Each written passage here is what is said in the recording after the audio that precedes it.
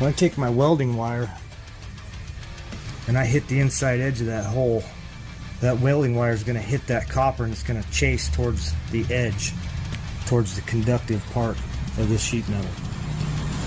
It won't stick to the copper and you'll have a full weld plug in there. If you don't want to get it too hot, weld it a little bit at a time so you don't warp any of the surrounding areas.